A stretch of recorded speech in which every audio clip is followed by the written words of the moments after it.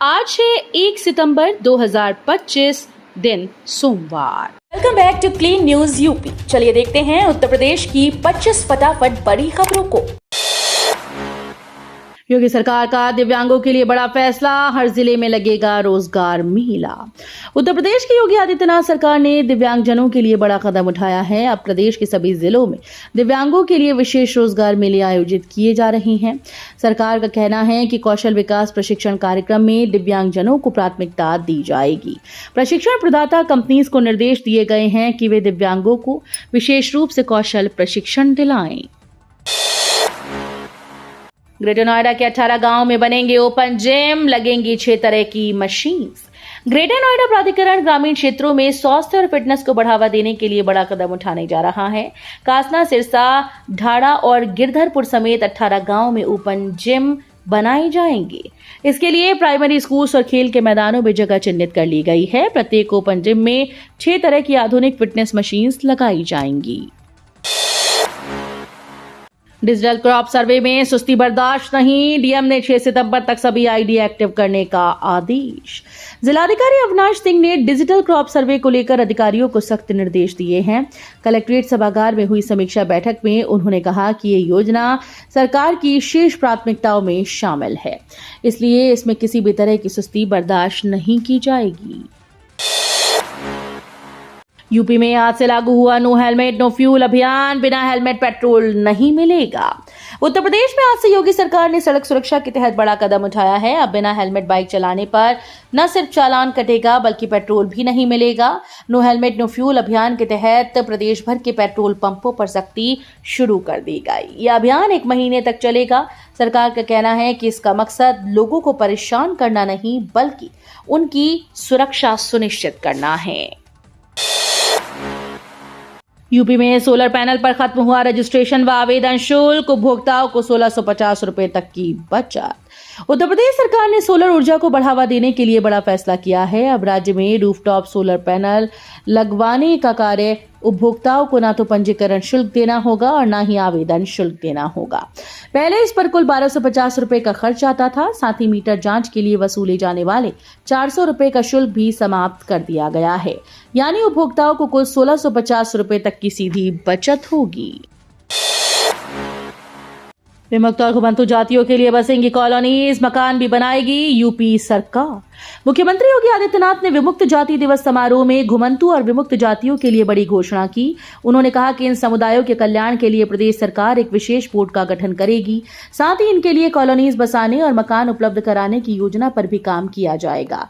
योगी ने नट, बंजारा, बावरिया, सासी, कंजड़, कालबेलिया, सपेरा और जोगी जैसी जातियों का उल्लेख करते हुए कहा कि ये वीर जातियां ऐतिहासिक रूप से विदेशी आक्रमणों के समय योद्धा की तरह लड़ी हैं। शिक्षा मित्र से शिक्षक बने कर्मचारियों को पुरानी पेंशन देने की मांग तेज, 38 जिलों में आदेश नहीं पहुंचे। उत्तर प्रदेश बीटीसी शिक्षक संघ ने शिक्षा मित्र से नियमित शिक्षक बने कर्मचारियों को पुरानी पेंशन का लाभ देने की मांग दोहराई है। संगठन का कहना है कि 28 मार्च 2005 से पूर्व नियुक्त हुए शिक्षा मित्र जो बाद में विभिन्न भर्तियों के जरिए शिक्षक बने, उनकी पूर्व सेवा को जोड़कर उन्हें पुरानी पेंशन का लाभ मिलना चाहिए। गोरखपुर में टूटेगी लाल डिग्गी पार्क की दीवार, पीडब्ल्यूडी बनाएगा नई बाउंड्री। गोरखपुर में हर्बर्ट बांध के चौड़ीकरण कार्य के चलते लाल डिग्गी पार्क की बाउंड्री दीवार तोड़ी जाएगी। दीवार को कुछ पीछे कर नए सिरे से बनाया जाएगा और इसका पूरा खर्च लोक निर्माण विभाग उठाएगा। इसके साथ ही पार्क के भीतर बने ओवरहेड टैंक की मजबूती की जांच भी सरकारी एजेंसी से कराई जाएगी। कमिश्नर अनिल ढींगरा ने निरीक्षण के दौरान अधिकारियों को स्पष्ट निर्देश दिए कि बांध चौड़ीकरण कार्य में किसी तरह की बाधा न रहे। लखनऊ के गोमती नगर स्टेशन से मुंबई, कटरा और पुरी के लिए नई ट्रेन, 600 करोड़ में होगा अपग्रेडेशन। लखनऊ के गोमती नगर रेलवे स्टेशन पर यात्री सुविधाओं में बड़ा विस्तार होने जा रहा है। मुंबई, कटरा, पुरी के लिए नई ट्रेन शुरू करने का प्रस्ताव तैयार किया जा चुका है। रेलवे बोर्ड से मंजूरी मिलते ही समय सारणी तैयार की जाएगी। स्टेशन अपग्रेडेशन पर 600 करोड़ रुपए खर्च किए गए हैं और इसे एयरपोर्ट जैसी सुविधाओं से सजाया गया है। नोएडा में देश की पहली टेम्पर्ड ग्लास यूनिट का उद्घाटन, अश्विनी वैष्णव बोले 25 लाख रोजगार के अवसर। नोएडा के सेक्टर 68 में ऑप्टिमस इंफ्राकॉम लिमिटेड में देश की पहली टेम्पर्ड ग्लास मैन्युफैक्चरिंग यूनिट का उद्घाटन किया गया। इस अवसर पर केंद्रीय इलेक्ट्रॉनिक्स और आईटी मंत्री अश्विनी वैष्णव मौजूद रहे। ये संयंत्र कार्निंग के सहयोग से स्थापित किया गया है और अब इसे भारत में बड़े पैमाने पर टेम्पर्ड ग्लास का उत्पादन संभव होगा। नोएडा ग्रेटर नोएडा में फ्लैट रजिस्ट्री का रास्ता साफ, मंत्री बोले एनओसी मिलते ही मिलेगा घर। उत्तर प्रदेश के स्टैम्प कोड फीस और रजिस्ट्रेशन राज्य मंत्री रविंद्र जायसवाल ने नोएडा और ग्रेटर नोएडा में फ्लैट रजिस्ट्री में देरी को लेकर स्थिति स्पष्ट की है। उन्होंने बताया कि रजिस्ट्री में विलंब उनकी विभागीय वजह से नहीं हो रहा, बल्कि बिल्डर्स और स्थानीय विकास प्राधिकरणों के बीच एनओसी विवाद इसका कारण है। नोएडा में बरौला की कई बिल्डिंग्स अवैध घोषित, बरेली रिंग रोड निर्माण अधूरे अधिग्रहण में फंसा। नोएडा प्राधिकरण ने बरौला के हनुमान मंदिर के पास 9 खसरा नंबरों पर बनी कई कमर्शियल बिल्डिंग्स को अवैध घोषित कर दिया है। खसरा नंबरों की सूची विज्ञापन के जरिए जारी की गई और प्राधिकरण ने लोगों से अपील की है कि वे भू माफियाओं के झांसे में आकर कोई खरीद फरोख्त न करें। गाजियाबाद के तुलसी निकेतन में 400 फ्लैट खाली करने का फरमान, जीडीए ने नोटिस चिपकाए। गाजियाबाद विकास प्राधिकरण ने तुलसी निकेतन में करीब 400 फ्लैट को खाली करने का आदेश जारी किया। ये कदम बारिश के दौरान जर्जर भवनों के छज्जे और लेंटर गिरने के खतरे को देखते हुए उठाया गया। अधिकारियों ने कहा कि इन फ्लैट्स में रहना जीवन के लिए खतरा बन चुका है। नोटिस चिपकाने के साथ ही लोगों को चेतावनी दी गई कि वे जल्द से जल्द फ्लैट खाली करें। यूपी में 10 माह में 13 लाख से अधिक परिवार जुड़े जीरो पॉवर्टी अभियान से। यूपी सरकार ने 10 माह में 13 लाख से अधिक निर्धनतम परिवारों को जीरो पॉवर्टी अभियान के तहत चिन्हित किया।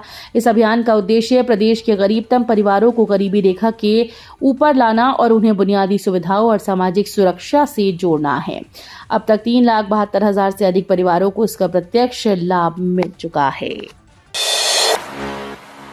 बरेली में मजहबी आयोजनों में डीजे बैंड बाजे पर शरीयत का फतवा, मौलाना ने दी नसीहत। उत्तर प्रदेश के बरेली शहर में धार्मिक आयोजनों में बढ़ते शोर और दिखावे को लेकर बरेलवी मसलक के उलेमा मौलाना शहाबुद्दीन रजवी ने फतवा जारी कर दिया है। मौलाना ने कहा कि मजहबी जुलूसों में डीजे बैंड बाजी और नाच गाने की इजाजत शरीयत के मुताबिक नहीं है। उन्होंने मुस्लिम युवाओं को इस तरह की गतिविधियों से परहेज करने की नसीहत दी। गोरखपुर विश्वविद्यालय में स्पॉट काउंसलिंग शुरू, अनारक्षित वर्ग की सीटें भर गईं। दीनदयाल उपाध्याय गोरखपुर विश्वविद्यालय में स्नातक और परास्नातक कक्षाओं की स्पॉट काउंसलिंग शनिवार से शुरू हुई। ये प्रक्रिया दूसरे चरण की काउंसलिंग के बाद रिक्त रह गई सीटों को भरने के लिए आयोजित की गई। पहले दिन कुल 70 सीटों पर प्रवेश हुआ, जिसमें अनारक्षित संवर्ग की सभी सीटें भर गईं। जिन 10 विभागों में स्पॉट काउंसलिंग हुई, उनमें रिक्त सीटों में करीब 90% अनुसूचित जाति, अनुसूचित जनजाति और ईडब्ल्यूएस वर्ग के लिए आरक्षित हैं।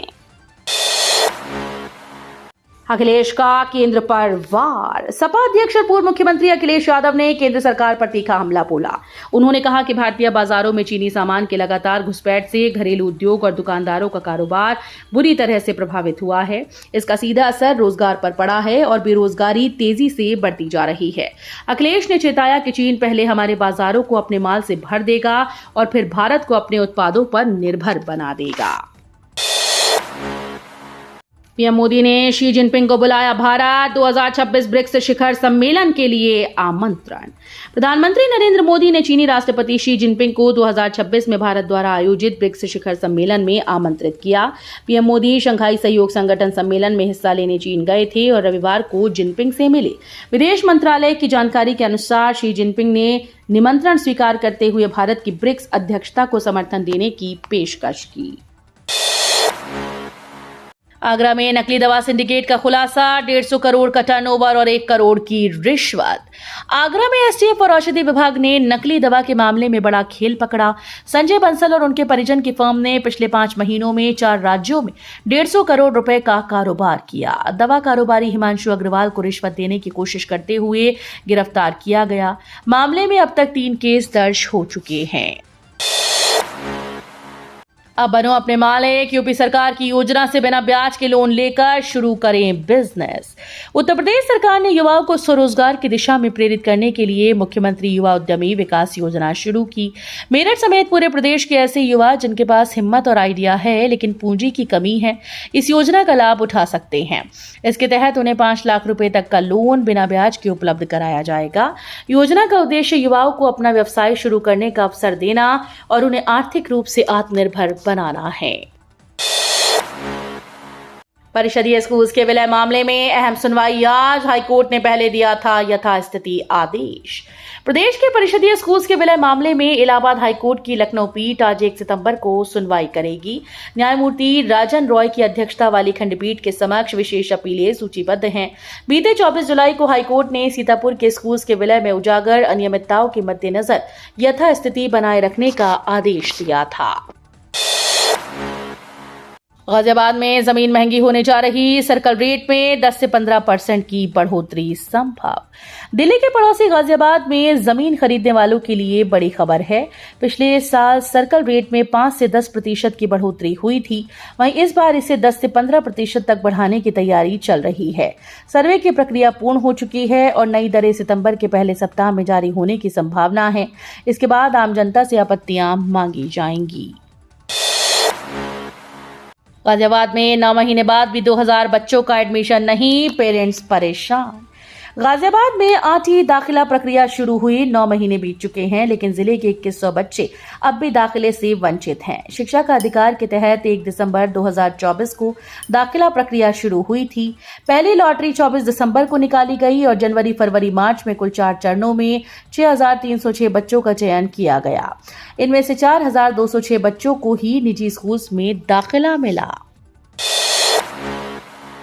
आगरा पुलिस ने एटीएम फ्रॉड का किया खुलासा। सीसीटीवी से 5 आरोपित गिरफ्तार।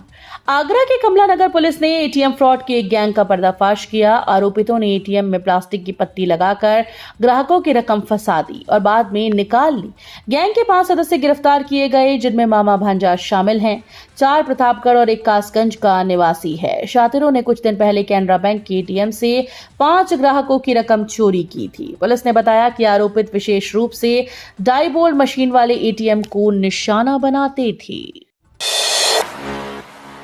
यूपी में भारी बारिश से हालात बेहाल। बाढ़ से 18 जिलों में तबाही, स्कूल्स में अवकाश। उत्तर प्रदेश के 20 जिलों में लगातार बारिश और बाढ़ ने जनजीवन को प्रभावित कर दिया है। बागपत में यूपी के राज्य मंत्री केपी मलिक का काफिला पानी में फंस गया। वहीं फर्रुखाबाद में गंगा खतरे के निशान से ऊपर बह रही है और 162 गांव प्रभावित। बस्ती में आसमानी बिजली गिरने से बच्चों की जान बची। पीलीभीत में 8 घंटे की मूसलाधार बारिश से सड़कों पर पानी भर गया और स्कूल्स में अवकाश घोषित किया गया।